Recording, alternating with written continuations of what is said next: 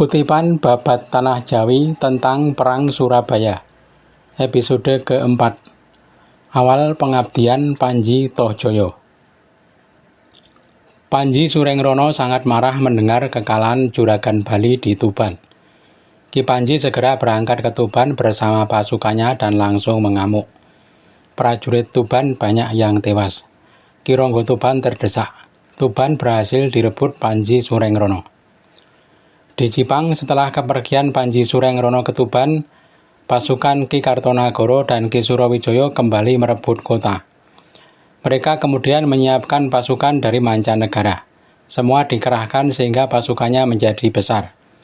Ki Ronggo Tuban yang lari ke Lasem telah bergabung dengan pasukan dari Pati, Rembang, Kudus, dan Juwono. Sementara itu, Patih Cokrojoyo masih berada di Semarang menunggu serdadu Belanda dari Betawi. Namun Ki Citrosomo disuruh mendahului menyerang ke Tuban. Pasukan pesisir kiri yang dibawa. Sesampai di Tuban kemudian bertempur dengan pasukan Panji Surengrono. Kota Tuban telah terkepung. Panji Surengrono merasa musuh terlalu banyak. Kemudian mundur ke Marunggahan. Kota Tuban berhasil direbut pasukan Kartosuro. Dari Semarang, Patih Cokrojoyo telah berangkat membawa serdadu kompeni sejumlah 1 brigade. Juga prajurit campuran dari Bugis, Makassar, Ternate, Sumbawa, Ambon, dan Minangkabau, sejumlah 1000 prajurit. Komandan serdadu kompeni bernama Kumendur Gubyu dan Kapten Kresbun. Adapun perwira tinggi kompeni yang bernama Admiral Bridman berhenti di Semarang bersama 1 brigade serdadu kompeni. Ki Cokrojoyo telah sampai di Tuban dan bertemu dengan Tumenggung Kartonagoro. Patih Cokrojoyo memerintahkan Tumenggung Kartonagoro terus melaju ke Surabaya. Ki Kartonagoro segera berangkat. Adapun yang berjaga di Jipang dan sekitarnya adalah Tumenggung Surowijoyo. Dia bertugas menjaga wilayah bila Surengrono kembali. Ki Patih kemudian juga menyusul berangkat ke Surabaya bersama serdadu kompeni melalui laut. Pejabat yang ditugaskan berjaga di Tuban adalah Aryo Kudus dan Patih Jepara yang bernama Ki Wiromantri. Panji Surengrono setelah kepergian Ki Patih Cokrojoyo ke Surabaya bermaksud kembali ke Tuban. Ketika Ki Patih di Tuban, Surengrono mundur ke Marunggahan. Lalu saat Ki Patih telah pergi, Surengrono kembali ke Marunggahan bersama Juragan Bali. Ki Juragan Bali lama-lama berpikir langkah yang diambil Surengrono tersebut. Pikir Ki Juragan Bali, si Panji ini bagaimana? Orang seluruh negeri dimusuhi, sampai-sampai Ki Patih turun tangan. Si Surengrono kini menjadi musuh sang raja. Aku pun menjadi ikut-ikutan durhaka karena melawan sang raja. Pikirku, aku berdagang di lautan dan bisa menjadi kaya, itu karena berkah sang raja. Kini aku malah menjadi musuh sang raja. Juragan Bali kemudian pura-pura sakit, sengaja jarang makan dan berlaku prihatin. Kalau minta pulang pasti tak diizinkan, maka disengaja agar sakit. Setelah 7 hari sakit perut, lalu dilaporkan kepada Panji Surengrono. Oleh Ki Panji, si Juragan Bali disuruh pulang ke Gresik. Dengan digotong tandu, Juragan Bali dipulangkan dengan pesan, ingat, kalau sudah sehat, segera kembali. Sesampai di Gresik, Juragan Bali kembali makan nasi dan sakitnya langsung sembuh. Sementara itu, Patih Cokrojoyo sudah sampai di Surabaya bersama Kumendur Gubyu. Mereka menuju loji Surabaya. Di situ hanya ada sedikit serdadu kompeni, kira-kira 40 orang. Mereka semua dalam keadaan waspada, karena benteng hampir dibedah oleh musuh. Patih Cokrojoyo datang bersama serdadu kompeni dan bergabung dengan serdadu di loji. Pasukan Tumenggung Kartonagoro juga sudah sampai di Surabaya. Mereka berbaris di tenggara kota, di desa Sapanjang.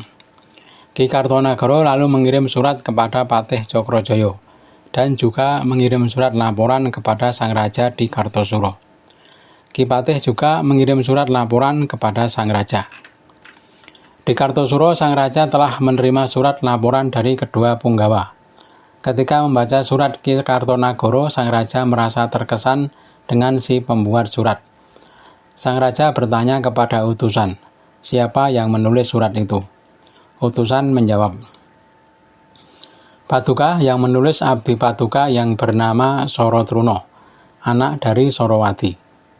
Sang raja berkata, katakan kepada tuanmu, penulisnya aku minta, pulangkan segera ke Kartosuro. Kedua utusan bertolak kembali ke tempat masing-masing dengan membawa surat balasan.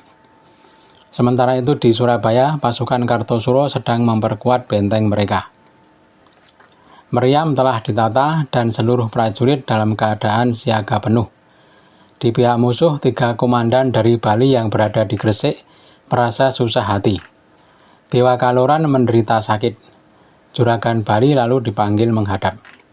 Dewa Kaloran bertanya, Hei Juragan Bali, aku bertanya bagaimana kabar di barisan. Engkau baru saja datang dari sana. Juragan Bali menjawab pelan. Ki Panji Surengrono sekarang berada di Marunggahan. Musuh banyak yang datang dan juga mereka sedang berangkat ke Surabaya. Ada pula patih sang raja bernama Patih Cokrojoyo. Para komandan tertegun tak bisa bicara mendengar penuturan Juragan Bali. Sesaat kemudian Dewa Kaloran berkata, Aku ini datang ke Jawa karena menurut si Panji atas perintah Sunan Pakubuwono. Sekarang patihnya datang menyerang. Kalau ini atas perintah sang raja, tidak mungkin patihnya datang menyerang. Kalau demikian, aku pulang ke Bali saja. Juragan Bali berkata, kalau Anda akan pulang melalui Nusa Kambangan, saya beritahu kepada Patih Cokrojoyo dulu, supaya mendapat jalan. Kalau Patih Cokrojoyo tidak mau memberi jalan, Anda tidak bisa lewat.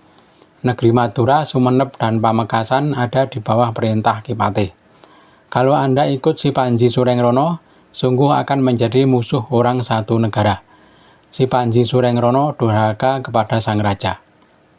Dewa Kaloran berkata, terserah maumu, aku menurut saja.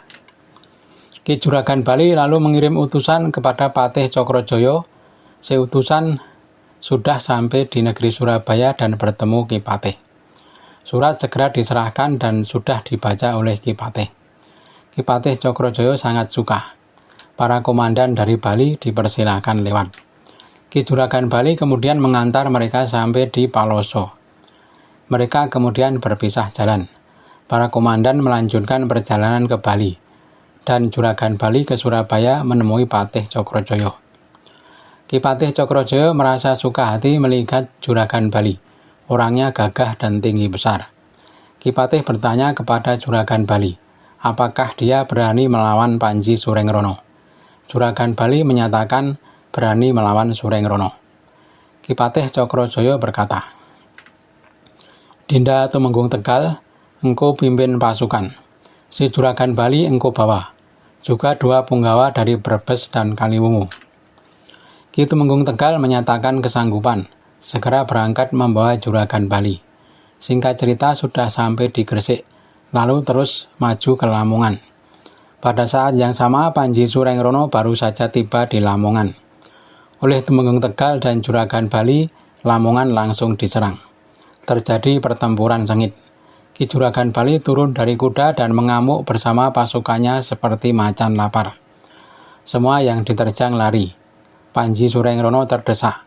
Pasukannya banyak yang tewas. Mereka berhasil diusir keluar kota dan masuk ke hutan.